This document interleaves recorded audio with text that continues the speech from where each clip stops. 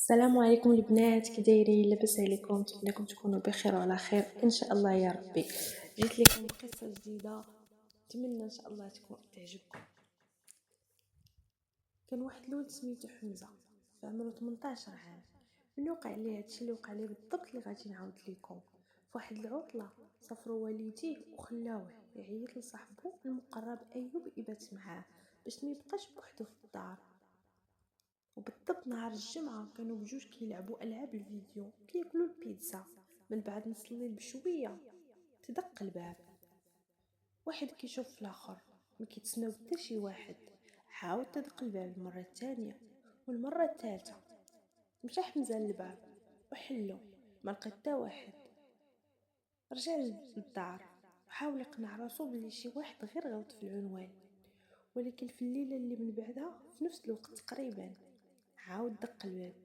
حل حمزة الباب، هاد المرة لقى مرا كبيرة في السن واقفة قدام الدار.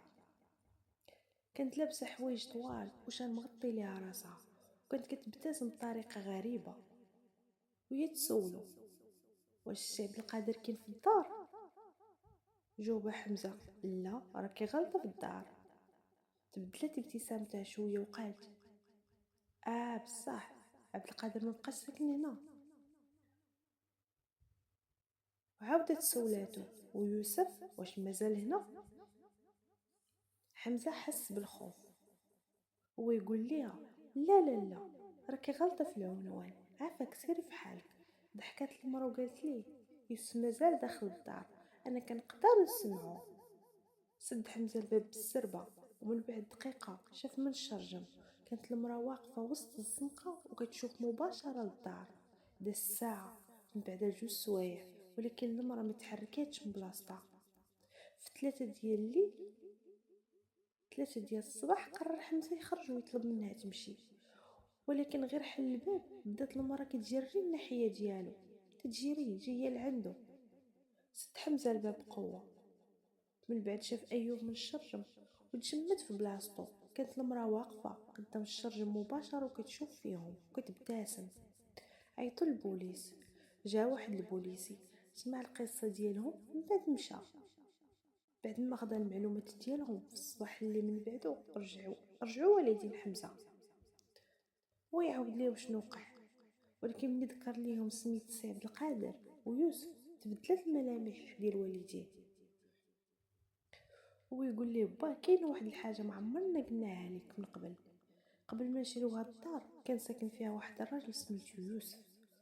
وفي هاد الدار وقعت جريمه قتل بشعه، تقتلت فيها مراته من بعد مات حتى هو. ولكن المفاجاه الكبيره كانت ان عبد القادر كان واحد الشخص اخر من الماضي ديال العائله، كان كيتبعهم وكيهددهم باستمرار، وكان كيبان قدام دارهم وكيحاول يدخل بقوه. في واحد الليله فعلا قدر يدخل للدار. وقعت مواجهه عنيفه، من بعد قررت العائله تخلي المكان وتمشي تبدا حياه جديده. ولكن بقى السؤال واحد بلا جواب، شكون كانت هذيك المراه وكيفاش عرفت سميت الناس من الماضي ديال العائله. ومن داك النهار ما شافها حتى واحد مره اخرى. كنتمنى القصه تعجبكم. الا كنتو بلاصه حمزه شنو كنتو غادي ديروا؟ انا بعدا كنت غادي نموت، غادي نسخف. الا عجبتكم القصه ديروا اشتراك في القناه. شكرا لكم.